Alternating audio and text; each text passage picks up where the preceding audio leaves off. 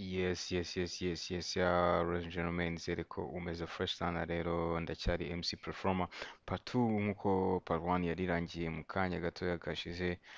Turi kuvuga ukuntu uwitwa JQ yatase abaraperi bagiye batandukanye. Muri part 1 murabizi twarebeye hamwe benshi mu matambo bagiye batandukanye uwitwa JQ yagiye avugaho, aho twasanzemo urugero twavuga Riderman, twavuga Bulldog, twavuga bari benshi, ariko right now tugiye kujya noneho muri party noneho ya kabiri. Muri party ya kabiri nabwo uwitwa JQ nk'ibisanzwe rero kuko ariwe dufite right now, so araza nabwo kugerageza kwataka abandi, so ariko biraza kuba bihagaze gute. So tugiye gutangira mu kanya, tukaza guhera kuri party ivuga kuri Zo Trap, ararangiza kuri Bruce the First, atangira kuri Zo Trap. Niba mwakurikiranye part 1 wibuze kubireba, ntabwo ndi busubize inyuma kugira ngo tutaza kuza gutinda. Impamvu ibyo bintu byose rero mba ndi kubikora gutyo, mba ngira ngo ntaza kuzanamo bya bintu sinzi ukuntu agiye numva abantu bari kumbwira bati ariko ujye ugerageza rwose, niba ukoze reaction ujye ugerageza wihute kuko tuba dushaka natwe bibanguka. Vinci Kagame yes ngo mwaje gukora iki mwambwabwe Vinci Yes, ati mwaje gukora iki mwambwa mwe. Iri ni ijambo rero ry'umuperezida w'u Burundi yitwa Pierre Nkurunziza. So niryo JQ yifashishije muri no track. So ariko sinzi impamvu yavuze nyine ngo mwaje gukora iki mwambwa mwe, akifashisha nanyize akavuga ngo ashaka kuba Kagame. That means like harimo akandi kantu. Kagame yes I'm coming abarapa bo mu Rwanda ntibamenye ko arapana inyuma yo kumva ibintu njyana byakuragira batabaza Imana itarungi kumumara gikaga. Ati abarapa mu Rwanda bamenye ko ari njye bubakuriye, kuko ingoma niza kurangira iraza kurangira munyita Kagame. So nagira ndamutobore nk'urushinge rutobora Chambrael na Shetani arumva ino desa kavuga tuno mwana ntandero ariko abacana. Wait. Tangirira. Bitch ass nigga. Try to write the parts Kiswahili na English. Na ukirudi leta kiburi. Ni hano hara. Ndamwita umukuru w'ibirara. Gutsindwa n'uruhinja muri bat. Nagara nanga. Anyway, when you're rapper no sense. I can end up your career with one bar in one sec, but I don't have time. He's the shooter who always miss his shots. Bruce the First and ndamujya breakfast ngo get anyway when you're rapper no sense. I can end up your career. Sinzi ikibazo afitanye na Bruce the First. Ati kariyeri ya Bruce the First ngiye nshobora kuyirangiza nkoresheje bars imwe, ariko nta mwanya namubonera. Ahubwo reka tuyebe ukurikira. One bar in one sec, but I don't have time to waste, so please who's next? Get under bacane maka. Amag the black at that motherfucker. Ahinduka Amag the white. Ati Amag the black uriya musore yakaba yitwa Amag the white. Amag umwe kuko Amag umukara we wapi rwose nta kintu kiri kuvamo. Kuko mbona rap imyaka ariko ntaragafata. Hip hop's not for him, better quit this fight. Mu Rwanda ninge kuba Kagame wa rap, mwe kuba himfashanyo mukanyita Donald Trump. GQ nega ninka Kylian Mbappe rutahizamu nashitse mu igori kwa Zo Trap. Ati muri rap mu Rwanda mwakabaye munyita Kagame cyangwa se nkabambaye impano mukanyita Donald Trump. So rero ngewe muyo ndi kwataka muri pop mumeze nka Kylian Mbappe muri football, niyo mpamvu kano kanya nshitse mu izamu rya Zo Trap. Murabizi witwa Kylian Mbappe yageze imbere y'izamu ntajya hushya, ni nko kuvuga ati uwo Zo Trap right now ndamuziye nawe ataza kugira ngo namusize. Ndamwita umukuru w'ibirara gutsindwa n'uruhinja muri bato ntumaramara. Ibaza yuko uri hejuru cyane ku munara, kumbe uri hasi nk'ikibuno kigiye kunyara. Oh no man, nabibabwiye muri part 1 this nigga afite ameze nkaho hari abantu bari bafitanye ibindi bibazo cyangwa se yarasanzwe nyine afitisha zatu. Ati Zo Trap nakwita umwami w'ibirara muri Kigali, ariko se umwami w'ibirara watakwa n'utuntu tw'udupeti tudutse mu gitondo, uwo mwami ko mushidikanya. Nagukerenseje umunsi watatswe n'agapeti n'uruhinja, ni nko kuvuga ati watsinzwe n'uruhinja, kuko we kuri JQ aravuga ati no kuba nyine urwo ruhinja rushobora kukwataka byo bwabyo n'insinzwe. Yo fuck kuri kavu chakugira ishavu ugende kuri micro hamure kuri ubucafu. ati noneho rero fuck kuri kavu kubera ko right now ntabwo iyo kavu nkiyemera kubera ko kavu niba idashobora kurinda identite yayo fuck kavu ntabwo kavu njye ntabwo ari ibintu byanjye iyo kavu ntabwo nyumva noneho right now nkuhaye ukuri niyo kavu yose sinyikunda noneho ujya kuri mikoro noneho ukora ibya bintu noneho ngo bagutinye ngo usinzi ngo ibintu ngo wigize noneho ubikore uze noneho tujye mu kibuga nkwereke iwondi we Bafu, I'm skillful, don't play fool. Mfiri shafu, ugende kuri mikro hamure kuri ubuchafu. Pumbafu, I'm skillful, don't play fool. Mfimba ko nawe no discipline. Ati pumbafu, I'm skillful, urabyumva ko nawe this is painful. Niho kuvuga ati where's your trap faka ubyumve neza wumva uburyo nyine gahunda imeze ngiye nta gahunda mfite yo gukinana nawe I'm not your level man nigga bamwita JQ umwana afite ikintu cyitwa confidence iteye ubwoba Painful, I give you what you ask for without any info. You can't be my rival. I'm a soldier with C4. Even wanna be the evil. Ati none ikindi wowe zo trap nagushobora kumbera umwanzi wanjye kubera ko nge ndi umusirikare wowe uri amasoja you like nge ndi umusirikare wowe uri umusivile ikindi intwaro yanjye nkoresha like without any info. You can't be my rival. I'm a soldier with C4. Even wanna be the evil. Don't search me. ibintu nkora njyewe biri evil My info, bitch ass nigga. komeza ugende ubanze ujye kuri biography yanjye usome biography yanjye ubanze umenye amateka yanjye bitches nigga Try to write a bars Kiswahili na English. Now kirudi leta kiburi nitakupenish. ati none ikindi kintu cya danger nabibabwiye muri part 1 this nigga yakoze brief ariko this track ayikora beef na this track ni ibintu bitandukanye iyi ni this track urabona ko yakombanyirije abantu hamwe nyine arimo arakubita atamatanyije kuri beef rero biba byafashe indi ntera kuko hazamo n'ibindi bintu bitandukanye so rero uyu mukoboyi arimo usibye ko this track nizo zikreya beef so rero uyu mukoboyi arimo aravuga ati zero trap niba wumva ko urenze noneho uzagerageze nawe wandike indirimbo mu bindimi eshanu wandike icyongereza wandike igiswahili wandike ikirundi wandike ikigande nurangiza nenzeho n'ikinyarwanda icyo gihe noneho uzaze tubone kurwana You ain't got nothing special about the bunch of rubbish. I just killed this motherfucker. ati brother nta kintu cya danger ufite mwana wowe uraho ngaho ku muhanda uraho ngaho And his finish. Rest in peace, good battle. Let's go to rap. umukoboyi noneho umwiciye muri no bato kandi nawe ararangije noneho rest in peace turi kuri nde Wazaro siri disi ni bushaka kiki muri no muziki kamza kumatigura kakubesha yigushoye. Rap ninzu agenda gusoye. What we yo mahombo zio like iyi rap niyo nzu yanjye ndagusohoye njyewe natsinze Burundi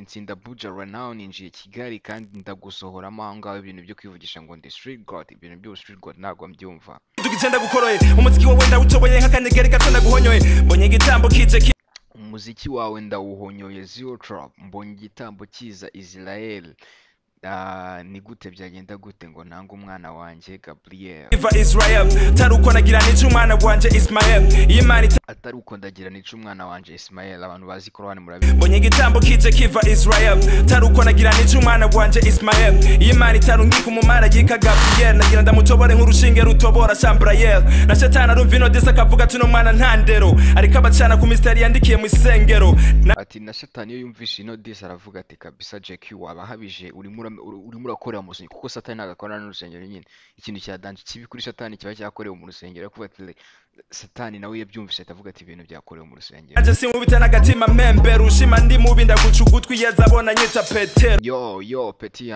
yangu udashaka kuzana ibintu byo gushaka kunyisubirishwa mahenega najya numva ngo abantu ngiyo bakubifinze ngo urabasubiza ngo sinzi ukuntu ngo birangira ibyo bintu nushaka kubyizanira ndahita nkuca ugutwi Kristo Yesu areba nge ndi Petero Jake yateye ubwoba we murapa w'umwana kiraba ama cartoon nanje kuri street banyita umu tycoon nkora moves zirenze Putin na Kim Jong Un game changing ipi na undayizanye coming soon ati noneho ikintu cya danje wowe ibyo bintu byo ku muhanda ngo bakwita street code iyo street wowe uriho njyewe iyo nyigezeho bamfata nkora move zirenze izaba Kim Jong Un na ba Putin kuko njyewe iyo street yo nyiriho banyita tycoon nyinjiramo bu tycoon ikindi kintu noneho cya danje EP yiwe nshasha yesi announcingamo EP afite nshasha nkora moves zirenze Putin na Kim Jong Un game changing ipi na undayizanye game changing EP nayo ndayizana iri coming soon mwana uyu muntu igararenze bro, afite ukuntu nyine arimo arahabya aba opu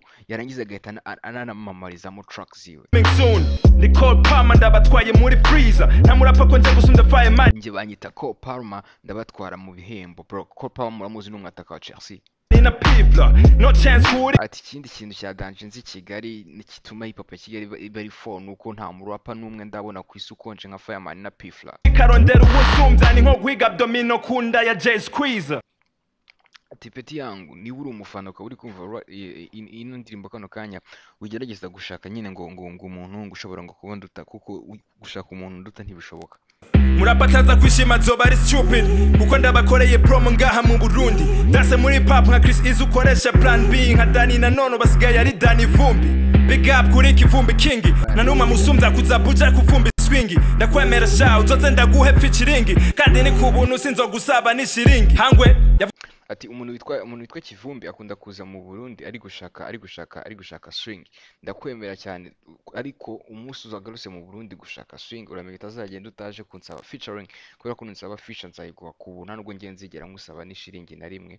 Ati ikindi kintu akomeje kugenda numva hari abantu bivugishwa Vumbi big up kuri Kivumbi King. Okay, inama nabagira mwese mukore plan mube nka Chris Easy na Dani Vumbi kuko Chris Easy asigaye akora afro na Dani Vumbi na Dani nanone yibereye Dani Vumbi kubera ko bose basigaye nyine biririmbira to afrobeat. Na numa musumbya kuzabuja kuvumbi swingi ndakwemera sha uzoze ndaguhe featuring kandi ni kubuntu sinzogusaba ni shiringi hangwe. Yavuze niba mutetse beba none nzanye injangwe bavuze umurapa wa danje mu Rwanda tangwe no sanga tusabe imane. Ati yo cyangwe papa cyangwe nageze kumva ngo yivugishwa ngo nazagira umuntu uzamuteza imbeba none right now ngiye nazanye injangwe. Iyo bavuze ngo mu Rwanda ngo ninde muraperi wa danje genda ndeba mu ndorerwamo yanjye nkabura n'umwe ariko noneho hari uwo nanga cyane nanga papa cyangwe bro. Manuel hako nanga papa cyangwe reka mbanze ngo nicuma umufutu wahiswe rega ntufuma hip hop nayo uzima nigura cyari inyuma ibyo rapa byo. Ati ikintu cya mbere nzi nuko uwitwa papa cyangwe kuri hip hop nta kintu na kimwe abiziho aracyari inyuma. Ibyo bintu byo kwizanisha ngo cyuma ni nk'umunuza wamajije guhita ntago wawubuza kunuka bro. Jewe ndabifata nko kwituma this track bro iyo akoze track zifata nko kwituma. With hip hop, I make it look simple, like boxing with Jack Paul. I got many example. They wish they had a flow. Ati this track iyo bigeze muri hip hop ngiye mbikora ari ibintu byane byoroshye nushaka kubyumva ubanze wumva iyi ngiyi turimo iyi ngiyi bita Kagame. Like mine, they can't beat me. Even if they can combine, you can't compare Eminem to 69. And fuck your labels, I'm the big name they can't assign. Female rappers nabo ngira ndabarigate. Yita Baltazar banza ku they can't assign. Female rappers nabo ngira ndabarigate. Yita Baltazar. Ati none ikintu cya danje iyo bigeze kuba female rappers ngenda barigata bya hatari kubera ko ntago nta mu female rapper mu Rwanda nzi nyine uri strong. Zambanza kubasiga mate fifiraye nawe yibona nka Doja Cat mubwira ati duhuye niyo subira muri date. Ati ikindi kintu cya danje nabonye nuko uwitwa Fifira atekereza ko ari Doja Cat ariko turamutse tuhuriye ahantu gutya kereke para ntago yakongera kwiyumva gutyo. All my respect, put it on the posse. She did what she cool, she survived like Brenda Fassie. Her career is huge and the catalog is massive, but ati ngiye nkubwije ukuri mu baraperi b'abakobwa mu Rwanda nubaha Oda Paccy ariko imva yakoze ibintu bya danje afite ibigwi ariko rwose iyo bigeze ku kintu cyitwa hip hop man banumva imirongo yawe ntaga imirongo yawe nkurura pe ntakubeshye. Oda ndakubahwa uri umunyabigwi umva Westpie generation ariko imirongo yawe iri weak. no for hip hop song that pen game is not impressive. Angel Mutoni, you got a big art. The problem is that you ain't got no big nyash. Ati umuntu witwa Angel Mutoni w'ikinazira nta kibuno agira nubwo afite art ya danje ariko ikibuno cyo wapi pe. You are so underrated but your talent is unmatched. Some of your songs I've heard swear to God you went hard. I was going to talk about Tricky but I remember she don't deserve my dickie so no. Ati nashaka kuvuga kuri Tricky ariko misi nibuka ko adakwiye bino bintu turi kuvuga ntago Tricky abikwiye ahubwo ikintu nshobora kuvuga kuri Angel Mutoni nuko indirimbo za Angel Mutoni numvishe zimwe na zimwe ziri dope numvishe genda neza numvishe arandarated ariko That's how industry it is. Niba udafite ikibuno ntaho tukujyana. Thanks, I pass, no friends, I'm music stress, I'm not impressed. She doesn't even know what rap really is, I guess. Looking for classes, somebody send her my address. My name is hard to spell, G-O-A-T, I hope now you know me well.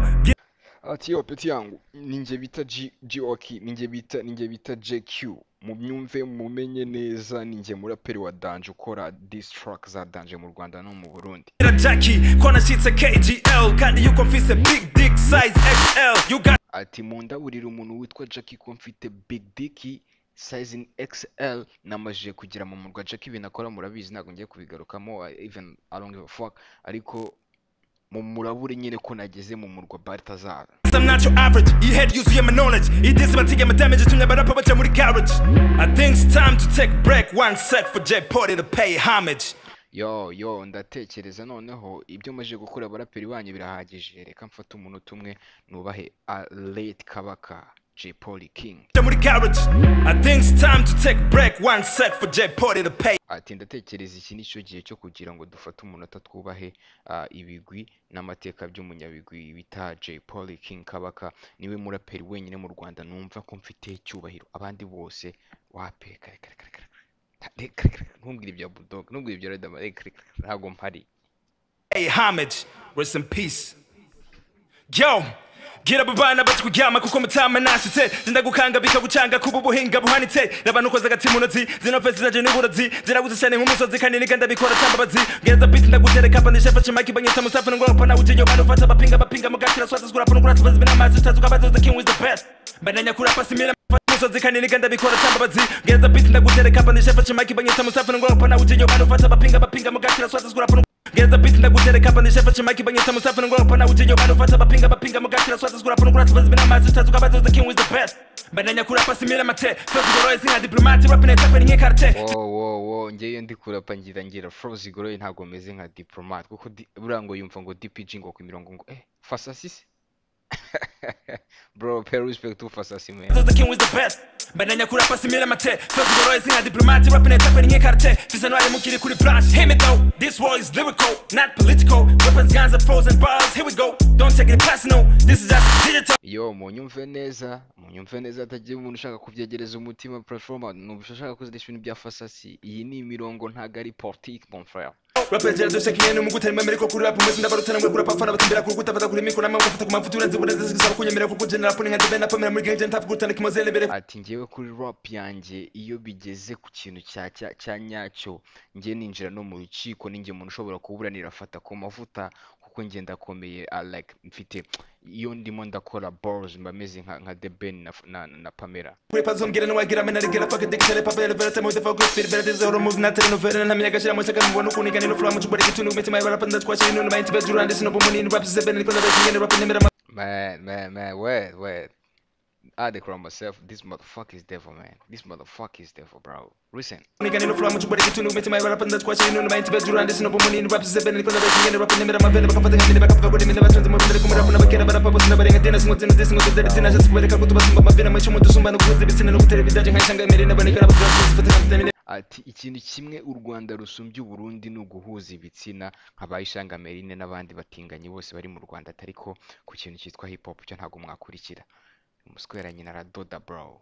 Just kubera kutuba sumba mavena mu chumu dusumba no kuze bisina no kutere bidaje nkayishanga mere na banikara batwanze ne barakuze ariko ndabacamo nkaramina ntari kimwe mukora shaka muzenera sin. What the fuck do the muskwera arafati hajya aho rero kuzana bikintu cyitwa Ramine Yamari. Ati ngiye mfite amacenga muri rap ndimo ndabacamo nka Ramine Yamari mon frère Ramine. Bidaje nkayishanga mere na banikara batwanze ne barakuze ariko ndabacamo nkaramina ntari kimwe mukora shaka muzenera sin. Ati ngiye ikintu kimwe nkeneye umuntu umwe wenyine mu Rwanda mushobora kuzana tugahangana n'uwo bita Racine abandi bantu bose ni hasi.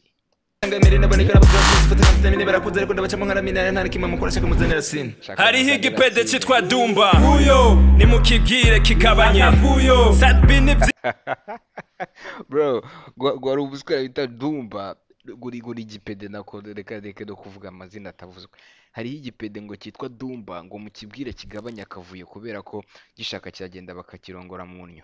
What the fuck? Igipede cyitwa Dumba huyo nimukibwire kigabanye huyo Sadbi ni byinshi gusumba rekana nawe basigenda bagusambanye munyo ntabwo bikora rekana na Satibi kuko Satibi barakurusha ibintu byinshi genda bagusambanye mu nnyo peti yangu. Ise pumps biri expensive ntabwo bigira ikiguzi bariko bavuga tuye umuntu nitumuzi amateka yanje muzo yabaze Ismail mwanafunzi. Ati peti yangu ndabizi ubu ngubu mugiye gutangira kwivugisha ngo ubundi se ngura mupeti ngo mu Burundi ngo ko tanazwi amateka yanjye ngiye mwayabaza umuntu bita mwanafunzi ni wenyine ushobora kugusobanurira peti yangu. Q nigga with the rap state gang gang. Bamwita JQ nigga from the rap state gang gang gang. Kagame yes I'm coming. Bamwita Kagame ariyiziye for real. Abarapa bo mu Rwanda nibamenye ko arapana inyuma yo kumvino njana byakurangira batabaza Kagame. Atabarapa mu Rwanda mumenye ko muri bato kuko iyi ndirimbo nubwo murangije kuyumva birarangira mutabaza Kagame. Kagame abarapa bo mu Rwanda nibamenye ko arapana inyuma yo kumvino njana byakurangira batabaza Kagame. This is rap Ntare Rugamba motherfuckers. Don't never bamwita Ntare Rugamba bro. Ever think about disrespecting my country again. Atazagira umuntu wongera gukira n'u Burundi bandega. Goofy ass rappers. Oh, the goofiest rappers from KJ. 250 land low right now. What the fuck bro? I really told you bro. Ubuntu witwa JQ ni byiza guseka ariko ni byiza guseka nyuma buriya kuko buriya muhanga wo guseka ntagaseka mbere. Abahungu ba Kigali nkurikije ukuntu ngiye wabo numvise ibitekerezo bafite umuntu witwa JQ umuntu wa mbere umusubiza aramuhamba.